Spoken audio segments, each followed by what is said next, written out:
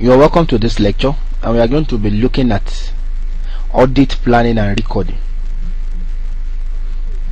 We've looked at the basic things about tax audit now. Alright, now how do you plan a tax audit? Now, issues covered in tax audit planning include: 1. The taxpayers to be audited. We have highlighted the selection criteria, the various criteria being used to select tax audit to be audited, taxpayers to be audited. 2. The timing of the audit. Usually the timing of the audit depends on the complexity of the operation of the taxpayer and then the volume or the size of the company. The allocation of staff from the perspective of the relevant tax authority now. Then the audit procedure. The audit procedure is usually embedded in the audit work program. Okay, and that's what we're going to look at next. The use of audit work program. The audit program is a schedule of audit works expected to be performed on each item of the accounts, such as income, turnover, expenditure, assets, and liabilities. The audit program has so many benefits. 1. It provides details of the work required to be done by each team member, so that you would know, yes, I've covered my work. Oh no, it still remains 2 or 3 things to do. Then 2, it provides information as to how much of the audit of that audit work has been completed at a particular date. So if out of the 10 list the team has completed 6, you know that they are 60% complete.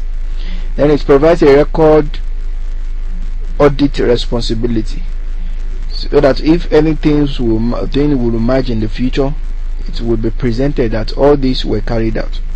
It facilitates supervision and control by the team leader. By using the audit work program, you will know that, oh, it is this particular team member that is handling this aspect, it is this other one that is handling the other aspect.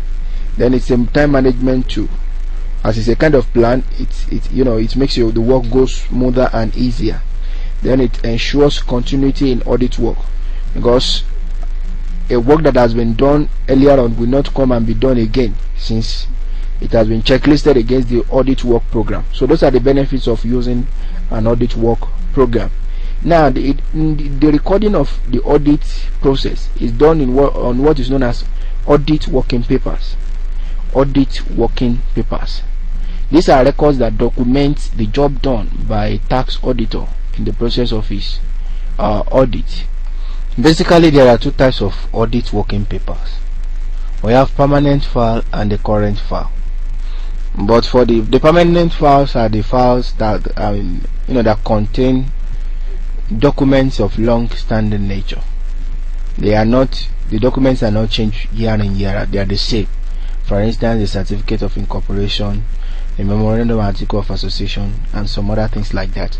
The current file are the file related to the current audit. Yeah, but for tax audit purpose, the files are usually lumped together. The content of a working paper include, but is not limited to, the following list. We have the copy of correspondence to notification with and of the firm.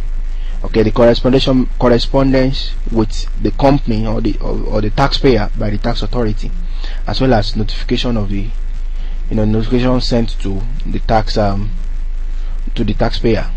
Then we have the certificate of incorporation, the memorandum and article of association, the tax returns of the company for the past 6 years, financial statement of the company, the schedules to breakdown of income, expenses, assets, and liabilities.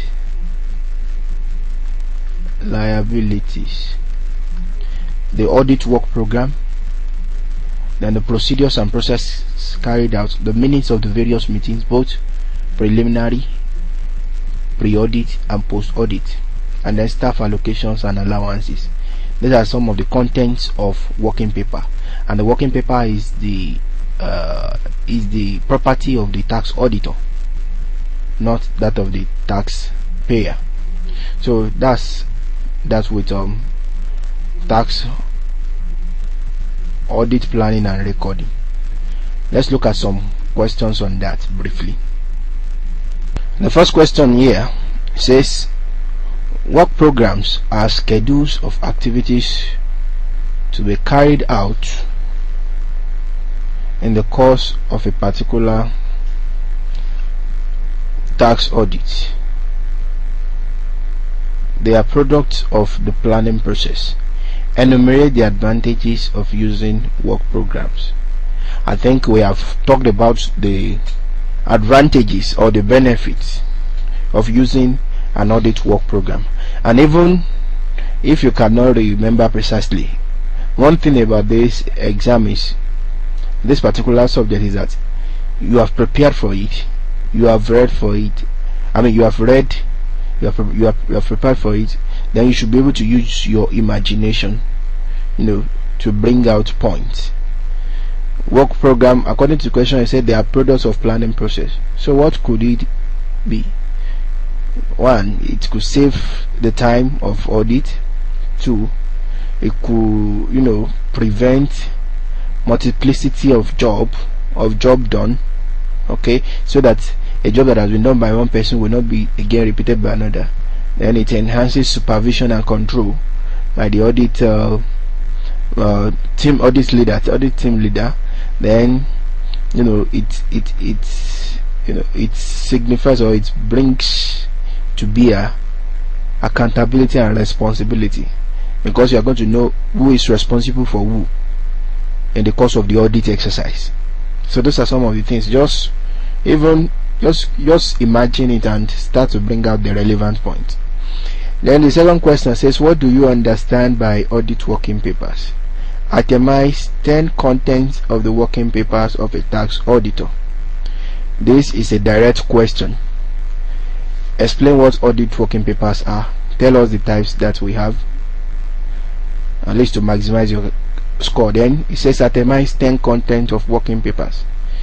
Your points must be up to 10 to get the maximum score.